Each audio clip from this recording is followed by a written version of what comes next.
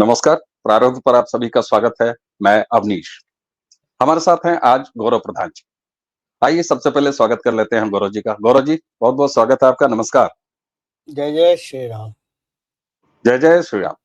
दर्शकों, 2024 लोकसभा चुनाव का अब अंतिम दौर यानी सिर्फ एक राउंड की मतदान बाकी है, यानी 1 तारीख को अब 2024 के इस लोकसभा चुनाव के अंतिम चरण के वोट डाले जाएंगे।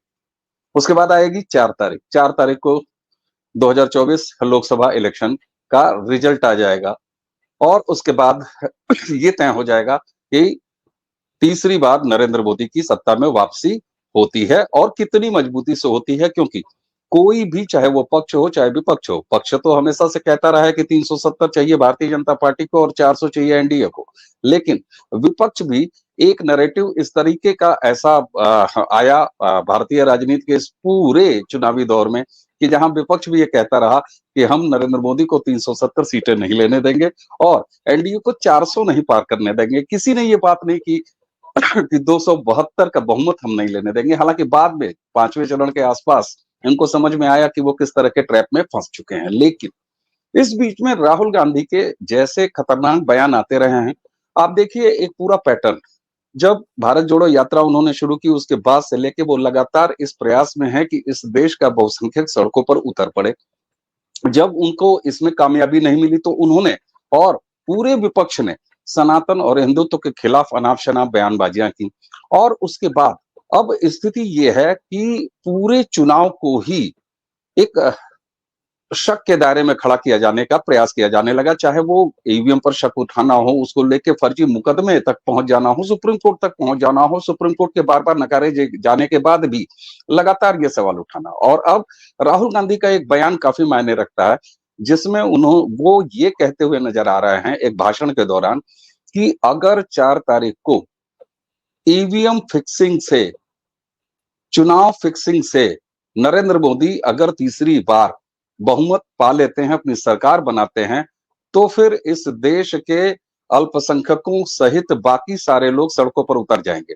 क्या इरादा है? और इसी बीच में एक खास घटना घट रही है जहां एक एक्स मुस्लिम, आप एक्स मुस्लिम की एक बिरादरी है जो इस्लाम अपने आप को कहती है कि हम छोड़ चुके हैं। हालांकि ये कितना सच है, कितना वाजिब है, इन कारणों पर हम नहीं जाएंगे, लेकिन कुरान की बेअदबी करते हुए भारत के कथित कहे जाने वाले और उत्तर प्रदेश से ताल्लुक रखने वाले एक एक्स मुस्लिम का एक वीडियो बड़ा प्रचारित हो रहा है। लेकिन उस पर जो मुस्लिम पक्ष है वो सोशल मीडिया में ये कहते हुए नजर आ रहा है कि अभी धीरज धरने की जरूरत है, 4 तारीख के बाद देखा जाएगा। ये कौन सा तरीका है? क्या एक मजहबी भीड़ को, गौरव जी, राहुल गांधी के उकसावे पे, जिस तरीके से राहुल गांधी की बार बार इच्छा रही है कि अल्पसंख्यक जो हैं, जो उनके पीछे चलने को तैयार हैं, जिनके लिए उन्होंने मुस्लिम लीग अपना एजेंडा बना दिया था, वो सड़कों पर आए। नरेंद्र मोदी अगर 4 तारीख को तीसरी बार सत्ता बना लेते हैं तो क्या आपने जो जैसा पहले कहा है, राहुल गांधी और भी उससे पहले कह चुके हैं कि पूरे देश में केरोसिन बिखरा पड़ा है, बस एक माचिस की जरूरत है। क्या विपक्ष अब इस स्थिति के लिए खुद को तैयार कर रहा है कि 4 तारीख को अगर चुनाव नतीजे जो कि साफ दिख रहे हैं उसके खिलाफ आने वाले हैं, तो देश में अराजकता और हिंसा का माहौल बनाएंगे? दो तीन चीजें। पहली चीज, मैं आपके दर्शकों को बता दूं, और मैं इसलिए बोल रहा हूं क्योंकि मैं खुद एक इलेक्ट्रॉनिक्स इंजीनियर रहा हूं, बहुत प्रतिष्ठित कॉलेज से पढ़ा हुआ हूं और कई साल मैंने काम करा है। जो ईवीएम चिप यूज करती है उसमें ना ब्लूटूथ इनेबल होता है ना वायरलेस इनेबल होता है। वो एक काउंटर की तरह काम करती है जो एक ही दिशा में जा सकती है, वापस नहीं हो सकती। तो जहां तक ये सवाल है कि ईवीएम हैक करना, ये केवल वही मूर्ख इस चीज को बोल सकते हैं जिनको या तो संज्ञान ना हो ईवीएम का, ईवीएम काम कैसे करती है, या जो लोगों को भड़काना चाहते हैं वो लोग। ये पहली चीज। दूसरी चीज, एक कंपनी है कॉर्नर स्टोन, ये एक पीआर एजेंसी है, इस पे नजर रखने की जरूरत है। और ज़्यादा मैं अभी नहीं बताऊँगा, बता नहीं सकता क्योंकि मैं खुद इस पे रिसर्च कर रहा हूँ। कुछ इनपुट्स आ रहे हैं, शाम तक या कल मैं इस बारे में लिखूँगा। अभी मेरे पास पूरे इनपुट्स नहीं हैं, इसलिए ज़्यादा बोलना ठीक नहीं है, पर हाँ, इतना ज़रूर बोलूँगा, एक कॉर्नर स्टोन करके पीआर एजेंसी है, जिसको सोरस अंकल से फंडिंग है, इस पे नज़र रखने की ज़रूरत है। 7 अप्रैल 2020 में मैंने लिखा था सिविल अनरेस्ट, और जो कि अधूरा काम रह गया था क्योंकि उसमें जो 4 पॉइंट मैंने लिखे थे अपने पोस्ट पे, सिविल अनरेस्ट चौथा पॉइंट था, जिसकी कोशिश सीए एनआरसी प्रोटेस्ट से चल रही है। और आपने जो बोला 4 तारीख को, ये जो भी एक्स मुस्लिम वगैरह, मैं फालतू में टाइम वेस्ट नहीं करता इन सब के वीडियो देखने का, क्योंकि सनातन में आने की नौटंकी बहुत करते हैं। एक वो मुसलमान थे जो भगवा पहन के सनातन में आ गए थे भाजपा के वोट काटने यूपी चुनाव में, आपको याद होगा। इन लोगों पे मेरे को ज़्यादा विश्वास नहीं है, लेकिन ये ज़रूर है कि 7 जून का दिन बहुत महत्वपूर्ण है, क्योंकि 7 जून को शुक्रवार है। तो 4 को रिजल्ट आएंगे, और रिजल्ट सबको पता है, कोई ऐसी बात नहीं है जो रिजल्ट मतलब आज के टाइम में, मतलब अभी जो चुनाव चल रहे हैं पिछले 2-3 राउंड से, रिजल्ट सबको पता है। हालांकि वो रिजल्ट मैंने 2020 में लिखे थे। मेरी जो ग्राउंड एक्सपीरियंस था, ज़मीनी एक्सपीरियंस था, उस बेसिस पे 325 350 क्रॉस हो सकती है। 325 एश्योर्ड है, 350 क्रॉस हो सकती है, लेकिन मोमेंटम में 370 के ऊपर भी जा सकती है। मोमेंटम बहुत बड़ी चीज होती है। खैर, वो मैं आपको 1 जून को समझाऊंगा, जैसा कि हमारा प्लान है वीडियो का। 1 जून की शाम को हम आपको बताएंगे, लेकिन पूरी तैयारी है। और आपको राहुल गांधी के भाषणों से और भाषा से, और राहुल गांधी नहीं, आपको अखिलेश यादव की भाषा, तेजस्वी यादव की भाषा, राहुल गांधी की भाषा से एक चीज तो समझ में आ गई कि फ्रस्ट्रेशन बहुत ज्यादा है इनमें, और अब इनके पास देश चलाने के अलावा और कोई रास्ता है नहीं। ये बाहर से दी हुई इंस्ट्रक्शंस हैं कि चुनाव अगर हमारे फेवर में नहीं आता है तो पहले उसकी हवा बनाइए, जो कि हवा बनानी शुरू हो गई है। और 4 तारीख के बाद फिर जो उनकी असली नकाब है वो हटा के जो असली चेहरा है वो लोगों को दिखाएं, जिसमें दंगे, फसाद, तोड़फोड़, आगजनी, हर चीज होगी। तो आप लोगों को सावधान रहने की बहुत जरूरत है। किसी की बहकावे में मत आइए। इसीलिए मैंने शुरुआत ये कह के करी कि एक इलेक्ट्रॉनिक्स इंजीनियर होने के नाते, जिसने चिप्स वगैरह पे भी काम करा हुआ है और बहुत प्रतिष्ठित संस्थान से मेरी डिग्री है, मैं इस बात को बहुत जिम्मेदारी के साथ कह सकता हूँ, ऑथेंटिकेट कर सकता हूँ कि ईवीएम किसी भी कीमत पे हैक नहीं की जा सकती। उसमें ना ब्लूटूथ का अटैचमेंट होता है, ना उसमें वायरलेस का, उस चिप में ना वायरलेस होता है ना ब्लूटूथ होता है। आप यही 2 तरीके से तो कर सकते हो, कोई तार लगा लगा के तो करोगे नहीं। बिल्कुल। तो ये आप निश्चित हो जाइए कि ईवीएम हैक हो सकती है।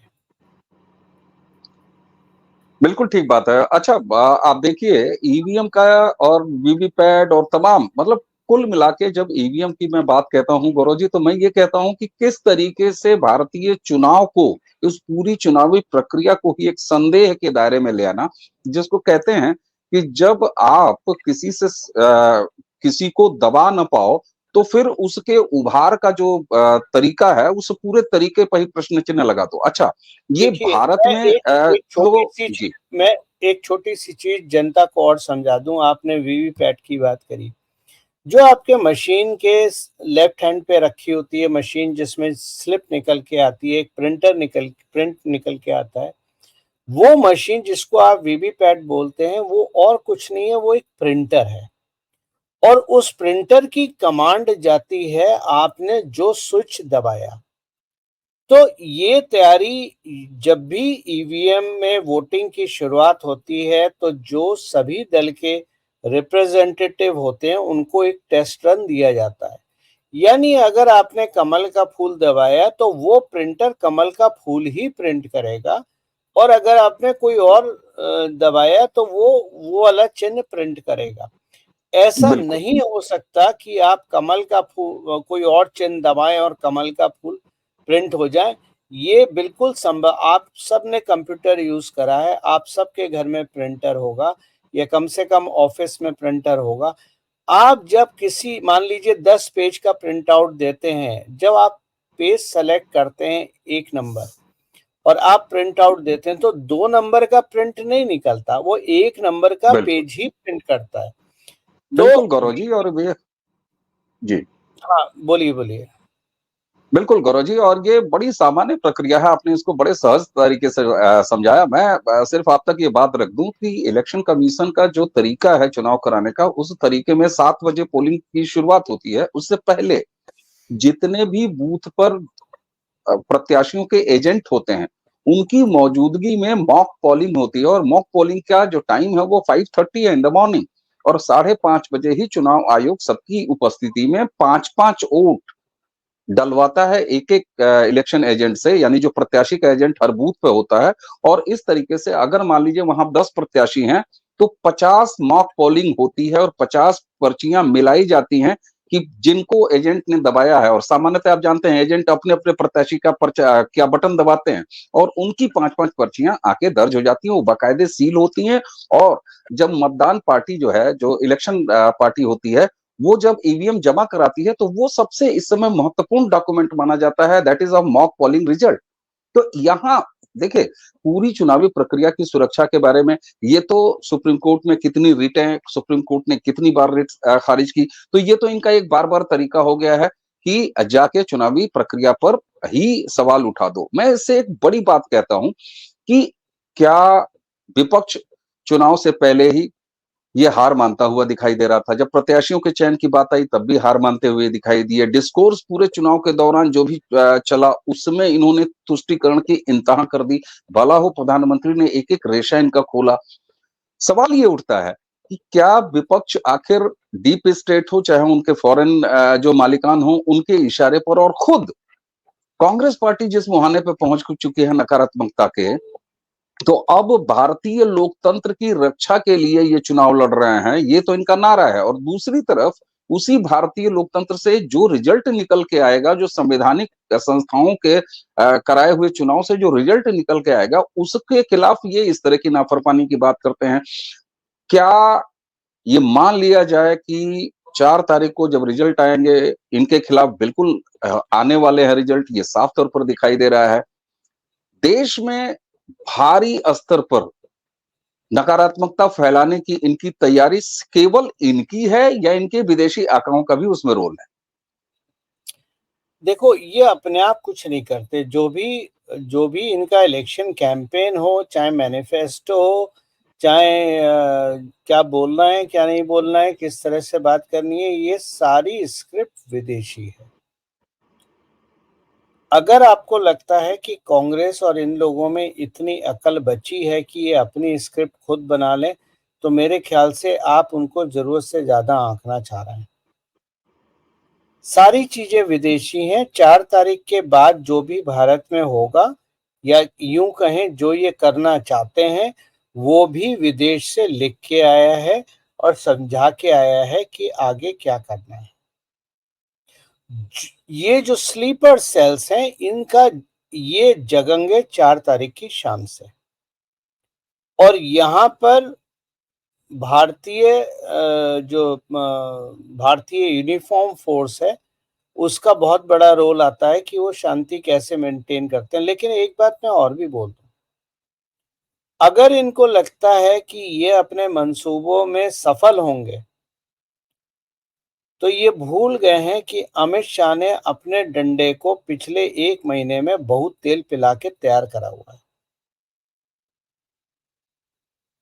और जैसा कि ये तीसरा चुनाव है नरेंद्र मोदी जी का, और होपफुली ये उनका एज़ ए प्रधानमंत्री अंतिम है, पिलाई बहुत होगी। और इस वक़्त कोई अ, आप एक बात और देखिए, और ये बात भी ध्यान रखने वाली बात है। अरविंद केजरीवाल ने 7 दिन क्यों मांगे हैं? भाई मैं भी डायबिटिक हूँ, ब्लड प्रेशर भी रहता है मुझे, मेरे भी कीटोन कई बार बढ़ जाते हैं और बहुत सारी स्वास्थ्य रिलेटेड इश्यू होते हैं। सुबह 5:30-6 बजे बंदा आता है, टेस्ट कर ब्लड लेके जाता है और टेस्ट करके छोड़ देता है। तो अगर मैं मान लीजिए मैं भी चुनाव में व्यस्त हूँ और चुनावी रैली कर रहा हूँ, तो सुबह 5:30-6 बजे तो रैली नहीं हो रही है ना। और आप तो एक चीफ मिनिस्टर हो, आप तो गाड़ी उठा के किसी भी बड़े अस्पताल में जाके ब्लड सैंपल वगैरह 3 घंटे में सारे टेस्ट हो जाने। आपके लिए कोई लाइन में थोड़े, हमें तो फिर भी लाइन में लगना पड़ता है, अपने टर्न का इंतजार करना पड़ता है, अगर हम सीटी स्कैन कराने जाएं या कुछ भी कराने जाएं। लेकिन इनको तो इंतजार नहीं करना पड़ेगा, गाड़ी से उतरेंगे, टेस्ट पे बैठ जाएंगे। तो 7 दिन अरविंद केजरीवाल ने क्यों मांगे हैं? ये 7 दिन इसीलिए मांगे हैं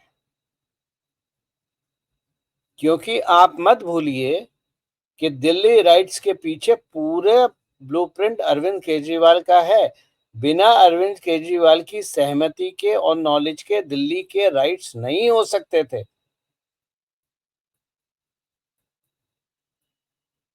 तो इनकी कोशिश होगी दिल्ली को सीज करने की, इलेक्शन कमीशन को घेरने की, प्रधानमंत्री को घेरने की। इनकी कोशिश होगी इस्टेब्लिशमेंट को सीज करने की, और वो इस्टेब्लिशमेंट सारे दिल्ली में है। इसलिए इसने 7 दिन की एक्सटेंशन मांगा है। जी, ये बड़ा महत्वपूर्ण आपने जिस तरीके से 2 बिंदुओं को जोड़ा है। अरविंद केजरीवाल जिनको कि 1 तारीख तक के लिए जिसको वो अंतरिम बेल कहते हैं, हालाँकि वो अंतरिम बेल नहीं है, हमने पहले ही डिस्कशन में इस चीज़ को लिया है और इस पर चर्चा भी की है कि वो दरअसल एक पैरोल है। लेकिन उस पैरोल को ये 7 दिन और बढ़ाने की बड़ा महत्वपूर्ण है। 4 तारीख को रिजल्ट आएगा, 2 तारीख उनको जाना था, 7 और 2 9 और 9 तारीख 7 तारीख एक पूरा समय जो ये बाई करने की कोशिश कर रहे हैं, आखिर किस लिए इनको समय चाहिए? और आपने ये बता दिया, क्या तिहाड़ से इनका इलाज नहीं हो सकता? हालाँकि ये भी बड़ा महत्वपूर्ण प्रश्न है, तो ये एक तरह से इन लोगों की ऐसी तैयारी साफ तौर पर दिखाई देती है। जहाँ तक अरविंद केजरीवाल की मैं बात बताऊँ गौरव जी, तो अरविंद केजरीवाल ने तो यहाँ तक अपने भाषण में कहा है कि अगर नरेंद्र मोदी की सरकार 4 तारीख को नहीं वापस लौटती है, तो मुझे तिहाड़ नहीं जाना पड़ेगा। यहाँ ये कह के वो सुप्रीम कोर्ट को ही चैलेंज कर रहे हैं कि अगर सरकार बदल गई तो सुप्रीम कोर्ट की हिम्मत नहीं है कि वो मुझे 2 तारीख को वापस तिहाड़ बुला ले या सरेंडर करने को कहला ले। इतना बड़ा आत्मविश्वास अरविंद केजरीवाल, यानी जब मैं अरविंद केजरीवाल कहता हूँ तो मैं इंडी गठबंधन कहता हूँ, राहुल गांधी कहता हूँ। राहुल गांधी के साथ इंडी गठबंधन में जितने खुद को शामिल पार्टियां हैं, जो कहती हैं कि वो इंडी गठबंधन का हिस्सा हैं, उनके अंदर इतना कॉन्फिडेंस जुडिशरी को नकारने का कहाँ आता है? और जब मैं ये कहता हूँ कि अरविंद केजरीवाल खुद सुप्रीम कोर्ट को फंसाने पर उतारू हैं, उसके जो अधिकार हैं, उनको चैलेंज कर रहे हैं कि सरकार बदल गई, तो सुप्रीम कोर्ट की भी हिम्मत नहीं होगी कि हम 2 तारीख को तिहाड़ में उनको अरविंद केजरीवाल को बुला लें। दूसरी तरफ कलकत्ता में, बंगाल में ममता बनर्जी हाई कोर्ट के फैसले को सीधे-सीधे चैलेंज करती हैं मुस्लिमों आरक्षण के मामले में कि हम कलकत्ता हाई कोर्ट का डिसीजन नहीं मानेंगे। सर, इंडी गठबंधन के नेताओं के अंदर इस देश की संवैधानिक संस्थाओं को इतनी चुनौती देने का ये हिम्मत कहाँ से आ रही है? और ये कौन-सा नया पैटर्न है जो देखा जा रहा है विपक्ष के नेताओं में? जबकि बात ये कहते हैं कि साहब, सरकार ने इस देश की सभी संस्थाओं को जो है वो अपने काबू में कर लिया है और यहाँ पर नाफरमानी ये खुद कर रहे हैं जुडिशरी की। ये हिम्मत कहाँ से आ रही है? चाहे वो अरविंद केजरीवाल हो या ममता बनर्जी। ये हिम्मत विदेशी अकाउंट से आ रही है, जो उन्होंने बोला है कि तुम ये काम करो, बाकी हम मैनेज कर लेंगे। और अगर जैसे इन्होंने शोर मचाया था और एक मुहिम चलाई थी बैलेट पेपर वाली। बैलेट पेपर की मुहिम और कुछ नहीं थी, वो ये भी ऐसी बात नहीं है कि कांग्रेस के जो लोग हैं वो मूर्ख हैं, उनको पता नहीं कि रिजल्ट क्या होने वाला है। वो जानते हैं रिजल्ट क्या होने वाला है। राहुल गांधी की 2 फ्लॉप यात्रा पूरी तरह से बता रही है रिजल्ट क्या है। ठीक है। बैलेट पेपर इसलिए करा गया था ताकि जिस तरह से ट्रंप को हटाया गया उस तरह से नरेंद्र मोदी को हटाया जा सके। ईवीएम में मैनिपुलेशन नहीं हो सकती, इसलिए ये इनकी हताशा है।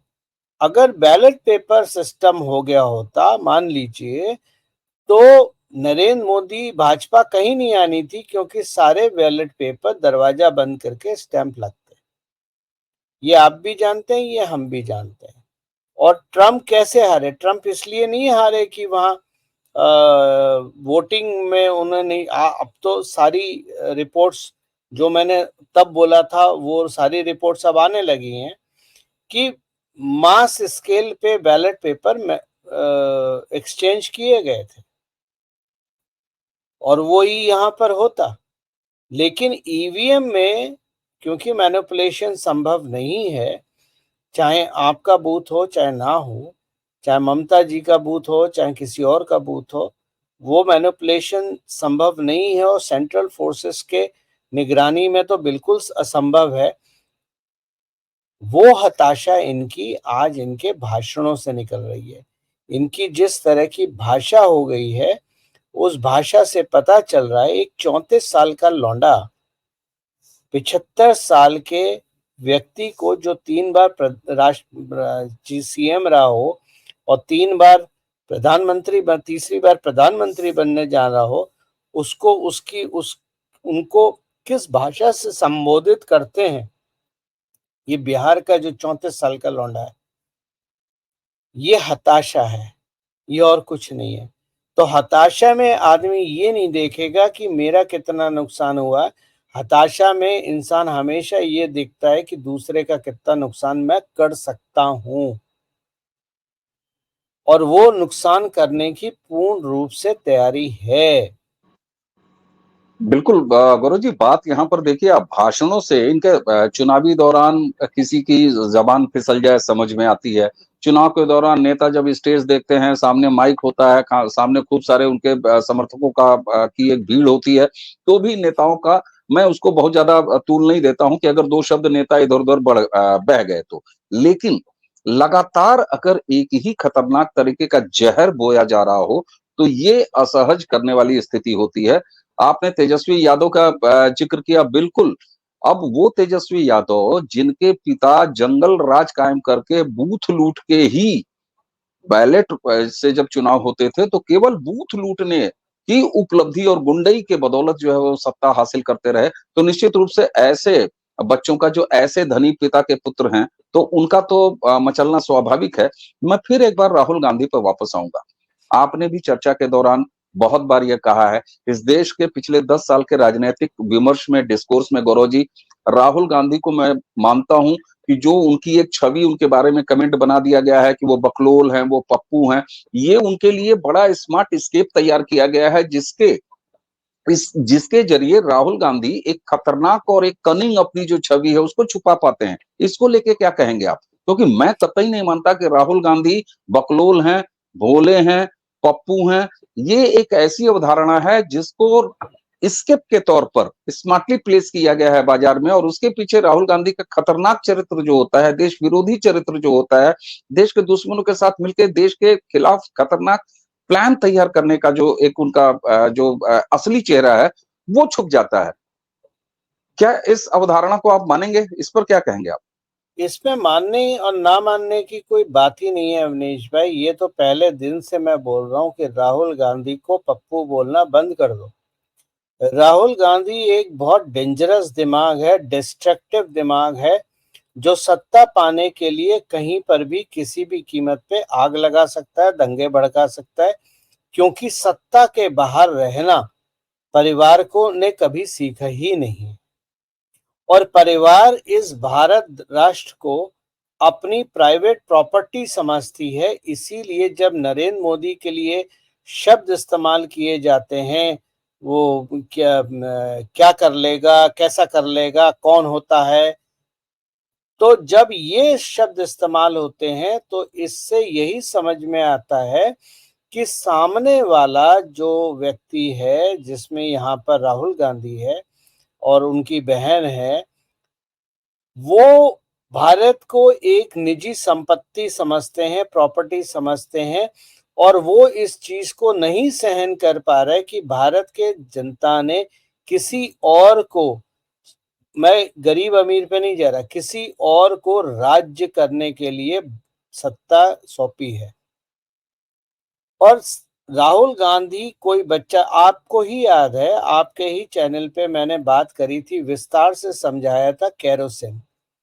अगर ये व्यक्ति देशभक्त होता, अगर इसका राष्ट्र प्रेम होता, तो ये केरोसिन शब्द का इस्तेमाल कभी नहीं करता, क्योंकि केरोसिन शब्द का इस्तेमाल ना सोरोस की मीटिंग से आया है, ना भारत में किसी मीटिंग से आया है। राहुल गांधी के दिमाग में केरोसिन शब्द जो घुसाया गया है, ये आईएसआई के चीफ द्वारा प्लांटेड शब्द है, जो कि उससे पहले आर्मी के जनरल थे आईएसआई चीफ बनने से पहले, और हाई एल्टीट्यूड इनका एरिया था, जहां पर मूलतः केरोसिन का इस्तेमाल होता है खाना पकाने के लिए और गर्म रखने के लिए। तो ये केरोसिन शब्द मैंने बहुत विस्तार से आपके चैनल पे समझाया था कि ये केरोसिन शब्द कहां से आया है। तो अगर राहुल गांधी 1% भी देशभक्त होते, डिस्ट्रक्टिव नहीं होते, तो वो केरोसिन शब्द का इस्तेमाल नहीं करते। लेकिन राहुल गांधी ने केरोसिन शब्द का इस्तेमाल करके मुझे उस दिन कंफर्म कर दिया कि ये आदमी चाहे कुछ भी हो जाए, देश चल जाए, राष्ट्र चल जाए, दंगे हो जाए, देश टूट जाए, कुछ भी हो जाए, लेकिन सत्ता मेरे हाथ में रहनी चाहिए। सवाल यह है कि सत्ता क्यों रहनी चाहिए? सत्ता इसलिए रहनी चाहिए, देखिए बहुत सारे लोगों को ये लगता है कि प्रधानमंत्री बनने के लिए सत्ता रहनी चाहिए। ऐसा नहीं है। प्रधानमंत्री तो वो किसी अपने चमचे को भी बना सकते हैं, जैसे सोनिया गांधी ने मनमोहन सिंह को बनाया था। सत्ता बिल्कुल। में मिलने का मूल कारण है जो अरबों खरबों की प्रॉपर्टी उन्होंने भारत में बना रखी है, जो उन्होंने कांग्रेस के नाम पे करी हुई है, परिवार के सदस्य के नाम पे नहीं है। हार जाएंगे तो वो प्रॉपर्टी खिसक जाएगी, और भाई बहन की जो लड़ाई है वो केवल इस बात पे है कि उस प्रॉपर्टी पे हक किसका है। बिल्कुल, ये चीज समझ में आती है। अच्छा, इसी के साथ आप एक चीज और देखिए कि पहले इन्होंने अपने इकोसिस्टम को किस पर अप्लाई किया कि साहब, पहले 2 फेज में चूंकि जो इलेक्शन परसेंटेज है वो थोड़ा बहुत कम था। हालांकि ये बिल्कुल झूठ साबित हुआ जब आखिरी और पूरी तरीके से फाइनल जो डेटाज आए इलेक्शन कमीशन की वेबसाइट पे, तो उसके बाद ऐसा कुछ नहीं हुआ। थोड़ा बहुत जो मौसम की वजह से कमी हुई है मतदान में, वो हुई है। लेकिन पहले तो ये नकार देना पूरे इलेक्शन तक के दौरान कि नरेंद्र मोदी ने कुछ काम किया है या नरेंद्र मोदी ने कुछ ऐसा किया है, नरेंद्र मोदी अपने काम की बदौलत चुनाव लड़ रहे हैं, पहले इस पर बात आई। उसके बाद जब नरेंद्र मोदी ने इनके मुस्लिम लीगी एजेंडे को ही एक्सपोज करना शुरू कर दिया, तो फिर उसके बाद अब जब 5वें राउंड का या छठे राउंड का लगभग आप ये कह लीजिए कि मतदान हो गया, उसके बाद इनका जो पूरा इकोसिस्टम एक बार फिर सक्रिय होता है और कहता है, ये काम इन्होंने 2014 में भी किया था, 2019 में भी किया था। मुझे तो हंसी आती है कि ये बार-बार वही चिट लेके आ जाते हैं नकल करने, जो पहले ही 2 परीक्षाओं में पकड़ी गई है गौरव जी। 14 में इन्होंने अचानक आखिरी 2 राउंड में क्या कहना शुरू किया कि नहीं, नहीं, नहीं साहब, ऐसा है कि बीजेपी को 230-40 आएगी और नरेंद्र मोदी प्राइम मिनिस्टर नहीं बनेंगे। 2019 में भी यही कहानी। आखिरी के 2 राउंड के मतदान जब बाकी रह गए थे, जब इनको लगा कि अब तो चुनाव हमारे हाथ से चला गया, फिर वही कहानी अपने इकोसिस्टम, जो चैनल पे इनके एंकर बैठते हैं, जो तमाम इनका इकोसिस्टम है, जो पाखंडी हैं, जो ट्वीट्स करते रहते हैं, एक साथ बल्क में एक ही तरह के ट्वीट करते रहते हैं। इस बार भी जैसे ही 5वें चरण का चुनाव खत्म हुआ, फिर ये बात आ गई, नहीं, नहीं साहब, ये तो 2000 वही मामला आ रहा है 224, 230, 270, मतलब कुल मिला के नरेंद्र मोदी प्रधानमंत्री नहीं बनेंगे। नरेंद्र मोदी भारत के 2 बार इतने प्रचंड बहुमत से चुन के बने हुए प्रधानमंत्री से इनको डर क्या है? और अब जबकि इस बार नरेंद्र मोदी जी ने जिस तरीके से टीवी इंटरव्यूज दिए हैं, जिस तरह से बाइट्स दिए हैं उन्होंने, उसमें जिस तरीके से खुल के अपनी बात कही है, मैं इंडिया टीवी वाले कार्यक्रम में ही उन्होंने कितनी बातें कही हैं, उस पर हम लोगों की चर्चाएं बनती है। खैर, अब वो 1 तारीख को हम लोग उस पर आराम से चर्चा करेंगे। आखिर नरेंद्र मोदी से इनको तीसरी बार इतना भय क्यों लग रहा है साहब?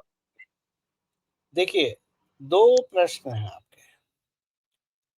जहां तक सवाल रही 370 और 400, ये बात हम करेंगे 1 जून को, और मैं आपको इसके पीछे मैनेजमेंट फिलॉसफी समझाऊंगा। प्योर मैनेजमेंट, नो पॉलिटिक्स, केवल मैनेजमेंट फिलॉसफी। तो वो हम साइड में करते हैं। तीसरे चरण के बाद कांग्रेस को ये कंफर्म हो गया था कि वो सत्ता में नहीं लौट रही। 5वें चरण के बाद जब 303 की फिगर क्रॉस कर गई भाजपा, 5वें चरण के बाद, चौथे या 5वें चरण के बाद, जो भी था, मेरी कैलकुलेशन मेरे को याद नहीं है, मैंने लिखी है।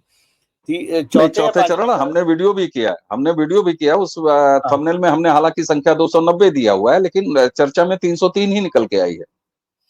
तो 303 जब पार हो गई, तब इनको समझ में आया कि सत्ता में वापस नहीं आ रहे हैं।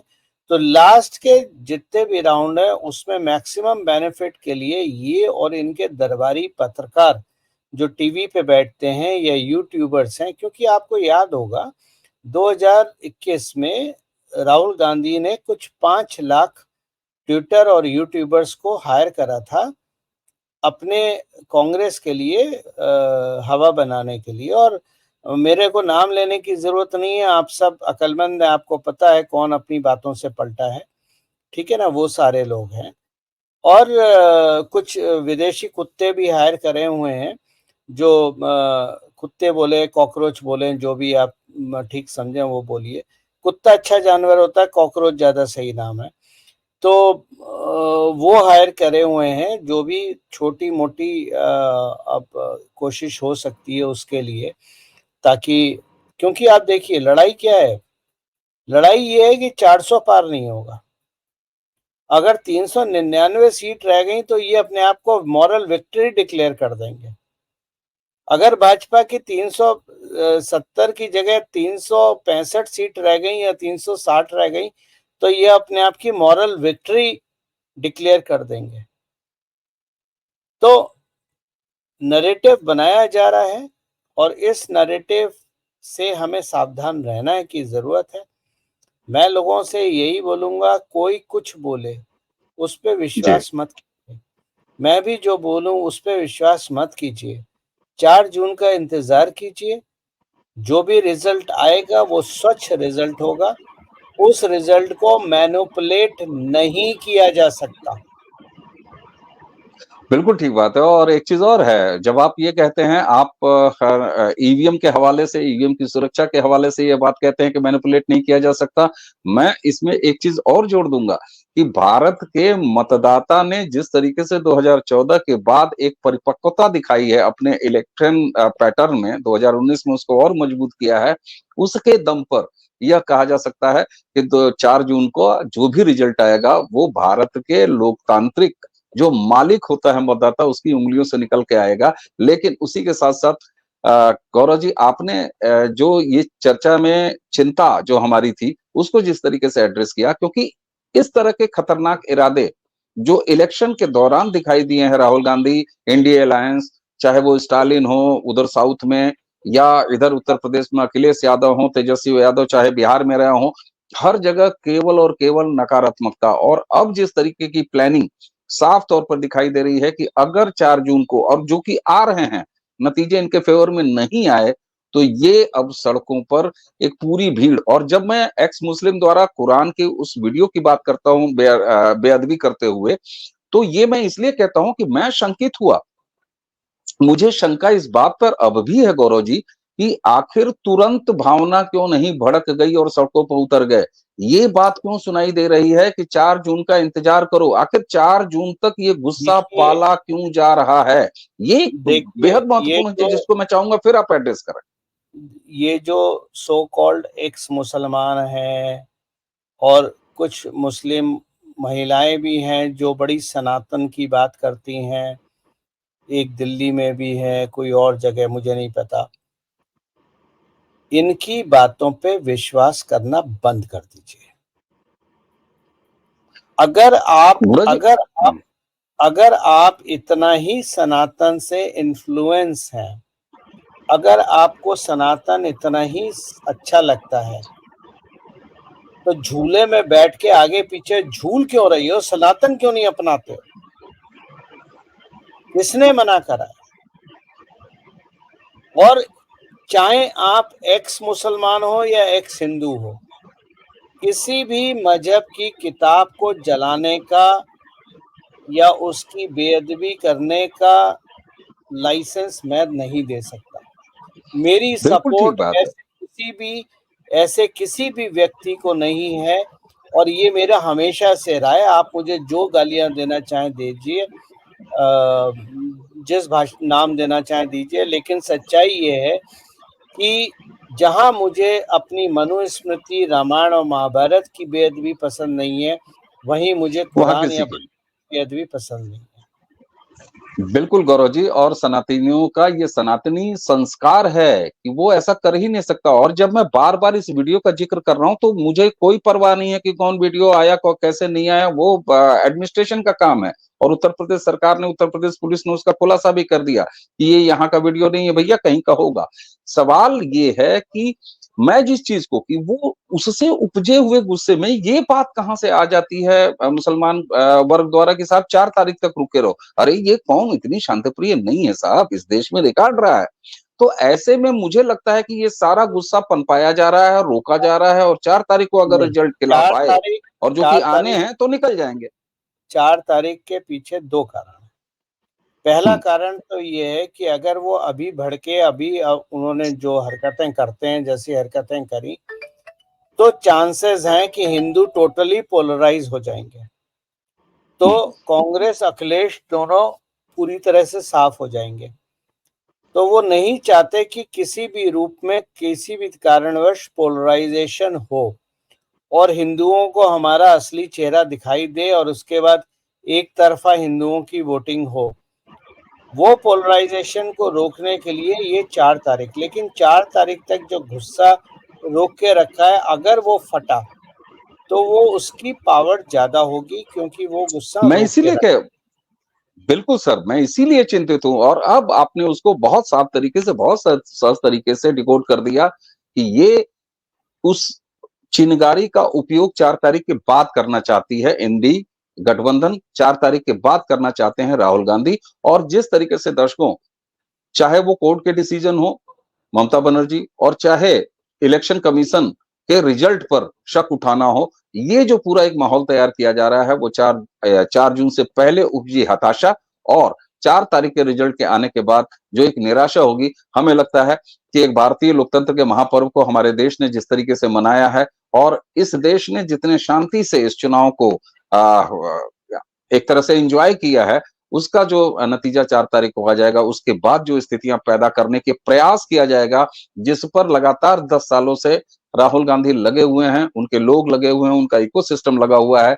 हमें गौरव जी एक बार विश्वास रखना चाहिए अपने ऊपर। हाँ, हमें सचेत रहना है कि किसी भी तरह की अप्रिय स्थितियां अगर 4 तारीख के रिजल्ट के बाद पैदा किए जाएं, तो हम सबको एक नागरिक के तौर पर संयम का परिचय देना है। क्योंकि विपक्ष पूरी तरीके से इस देश में आग लगाने को तैयार है, राहुल गांधी अगुवाई करने को तैयार हैं, अरविंद केजरीवाल, ममता बनर्जी, स्टालिन जैसे वो तमाम लोग, बिहार में लालू का परिवार, उत्तर प्रदेश में समाजवादी परिवार, ये सारा कुछ तैयार है। और इनका पूरी तरीके से ये एकमत है कि चुनाव तो हम जीतने जा नहीं रहे, लेकिन नरेंद्र मोदी अगर 4 तारीख को, और जो कि वो आ रहे हैं, वापसी अगर उनकी होती है तो पूरी चुनावी प्रक्रिया पर ही संदेह पैदा करो और उस बहाने मुसलमानों को खास तौर से मोबिलाइज करके सड़कों पर उतार दो और पूरे देश में दंगा फसाद तैयार करने का माहौल बनाओ, जो कि ये पहले ही अपने इकोसिस्टम द्वारा एक सुनियोजित तरीके से गढ़ रहे हैं, चाहे वो विदेशों से हो, चाहे वो देश की धरती से हो। गौरव जी, आपने हमें समय दिया। बीच चुनाव में 1 तारीख को हमारा वादा है, जैसा कि दर्शकों से आप कह चुके हैं, 1 तारीख की शाम को ठीक 6 बजे प्रारब्ध के इसी मंच पर गौरव जी के साथ चुनाव से पहले चुनाव समाप्त होने यानी मतदान खत्म होने और 4 तारीख के पहले की चर्चा हमारी प्रस्तुत रहेगी दर्शकों के लिए। गौरव जी, आपको बहुत-बहुत धन्यवाद और दर्शकों, इसी के साथ आज की चर्चा समाप्त करने की आज्ञा दीजिए। आप सभी को नमस्कार। जय जय